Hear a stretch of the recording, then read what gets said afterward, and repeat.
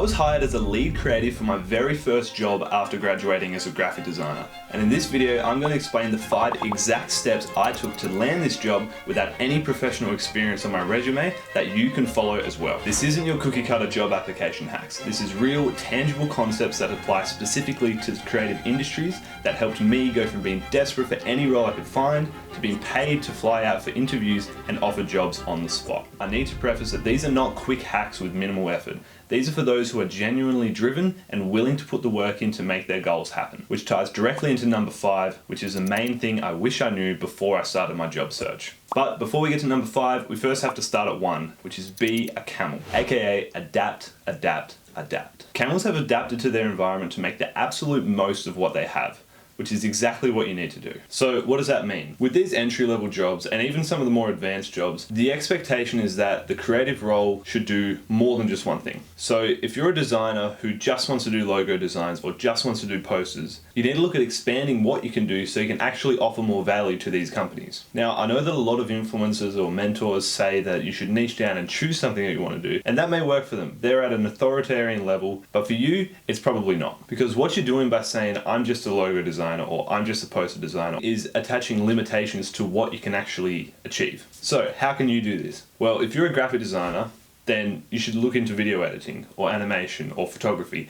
Any of these sort of combinations of things, ideally a little bit of everything, is going to help you really get into those entry-level creative roles, and then you can really carve out your niche from there. You can't expect someone to hire you just based off a cool poster design. These companies are looking for someone who can slot in and just do everything that needs to be done for their creative, because they don't have a clue what they're doing and they just want to pay someone who does. And by sheltering yourself as, no, I only do this, they're just going to ignore you. Which leads me directly into number 2, which is expand your horizons. If I asked you to name every person who was in your class studying the same thing as you, how many people would that be? It's probably a large amount. I know for me it was. So if you just think that everyone who was in your class or in your year has graduated at the same time, applying for the exact same roles in the exact same part of the world as you, that alone is an incredible amount of competition. And then on top of that, you add everyone who's established already or graduated from other schools or just looking for a new job. The competition and the amount of people that apply for these things is astronomical. So you need to expand your horizons. What I mean by this is you got to view the jobs as fish, and there's 2 ways to catch fish.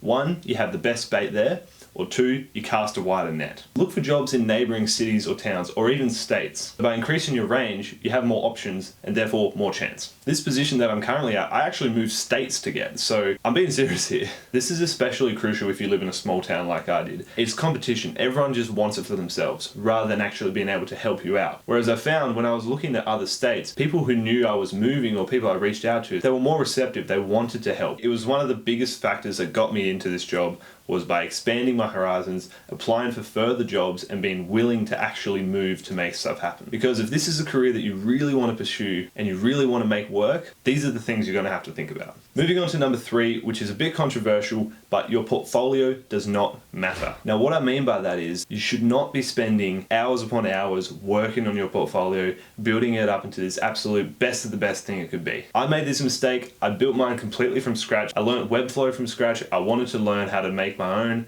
I wanted it to be super special, super unique, and that was great. That was cool to sort of upskill, but it didn't actually help me at all. If anything, it actually hindered me because my portfolio was not that great, and it took me 20-30 hours to not only learn but actually build out the portfolio, which is hours that I could have been spending on more productive things. So when I say your portfolio doesn't matter, I actually mean don't spend hours going over absolutely everything. Just use something free like Adobe Portfolio, Behance, anything like that, and just make a 1-pager with all your best work, and that's all you need to do.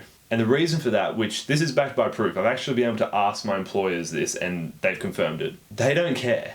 They're spending 20-30 seconds to get a quick view, and if it looks good, cool, you might get shortlisted. If not, bang, on to the next one. They're going through hundreds, if not thousands of applications for these roles. So the more accessible you make your work is super vital. Again, this is a huge mistake I initially made, and it was a big reason why I didn't hear back from any jobs for a while. The website I made just wasn't functional. It had a photo of me, it said what I did, it said to hire me, and then it had a Substack of all my work. So you have to actually click twice to get into what my actual work was. And that alone was enough to just on to the next one. So when I changed my portfolio to a simple 1-page that simply had my name and straight into my work, That's when I actually heard back from these applications. Because if your work's good enough, you don't need any fluff, you don't need any nonsense to actually hook them in. And that being said, my work at the time wasn't actually that good, and I think the main thing of why I got called back was simply that it was there and they were able to see it very quickly and get a gauge of what I can do, which is the most important thing. Moving on to number 4, which is create your own opportunity. A lot of people freelance directly out of uni, which is something you're probably doing, and it was something I did as well. However, and this is a big however,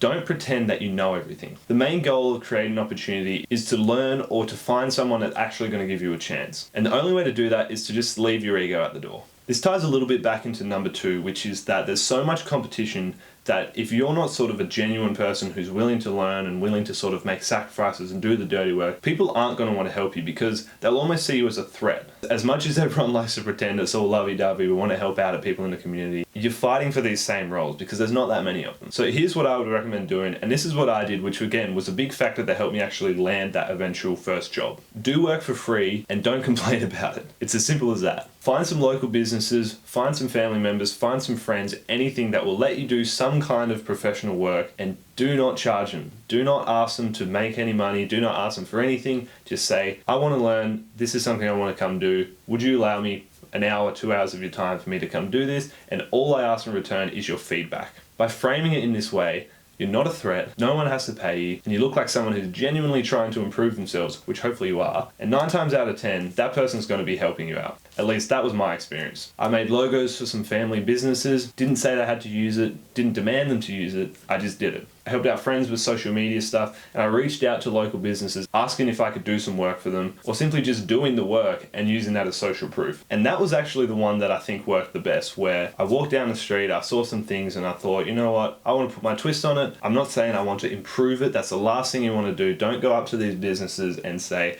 oh, your logo's trash, I've done it better for you. Like, no, don't do that. But you can remake it, or you can do that and just keep that information to yourself and showcase it in a way that's, hey, I saw this, I thought of an idea and I did it. People are going to be way more receptive to that than those trendy videos you see where they say, oh, this logo sucks, I went and rebranded it, showed it to the owner. Because you don't know who's made that. That could literally be something they've drawn up. Anyway, I'm getting besides the point. So create your own opportunity by doing as much free work as you can and learning from as many people as you can with genuine enthusiasm and genuine acceptance that you're not going to be paid for a lot of these things. And that's okay, because it's a step to where you want to be. Now, on to number 5, which hopefully you've stayed around for, because there's one thing you can take from this video. This is genuinely the most important one. And what it is the concept of signal and noise. Signal and noise in this concept is how can I be seen by the employer in the best way possible. So to put in perspective, let's say all you've done is send your resume on the job application site and called it a day. The chances of you standing out doing that is next to none. But then if you add a cover letter on top of that, the chances slightly increase. Not by much, but that's kind of the point here. What you want to do is figure out how can I have the highest signal and the lowest noise possible. The way I did this is I actually applied for the job initially with my resume and cover letter on the job application site. And luckily enough, I actually got shortlisted for an interview just by doing that. However, I did not hear back for 2 weeks regarding this. And my first instinct was, oh, screw this, like, nah, they've missed out. But then I really thought about it and I thought, why did they ignore me? Let's reverse engineer that and fix the problem. Now, I did this with the intention of applying for the next one, but it actually worked in my favor for this one. What I did is I went back to the original application and saw exactly what they were after, which was a graphic designer and video editor. My portfolio, my resume was way more tailored towards graphic design than it was video editing. So I made an Instagram page, I started making reels about graphic design, creativity in general, showing that I can make videos, not only edit, but film them as well. I sent them my Instagram with all the videos I've made, and I followed up via email. I sent that at 6 o'clock on a Thursday night, and Friday morning I woke up and I had already heard back from them. Now with hindsight, as I've been at this role for quite some time, so I've asked them, I was actually one of 2 people who emailed them. Crazy. There was hundreds of applicants for this, but only 2 people emailed and followed up. So that was the low noise avenue. And on top of that low noise, I had a high signal of here's all my videos that I've made for this role that wanted video editing. And so by doing this, I increased my signal tenfold and reduced my noise, which kind of forced them them to rethink their interview status, and they actually offered me an interview that next day. Now, my whole issue with getting this first job was I just needed to get to the interview. I knew once I was there, I would kind of be okay, and luckily that's what happened. I had the interview, went really well, and the next day we actually started plans to fly me out that next week and meet in person, which we did, and then on the same day we met in person, they offered me the job. So that was a culmination of all these 5 steps that I've showed you. I adapted my skills and showed that, hey, I'm not just a graphic designer, I'm also a video editor, and I'm actually also a videographer and do all these other stuff as well, but I showcased that and adapted. I applied for jobs that were out of my state, so I've actually moved states for this job, which was a whole story in itself. And then I made my portfolio more straightforward by actually making an Instagram page which acts as its portfolio in itself. And then lastly, I made my own opportunity by reaching out in a high signal, low noise environment, which as a culmination of all those things ended up with me landing the job. Those were the exact steps I took to land that first job in the creative industries. So hopefully you've taken something away from this video and you can use these steps to help get you that first job.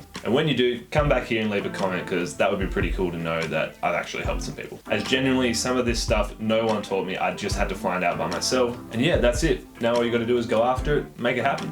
All right, bye.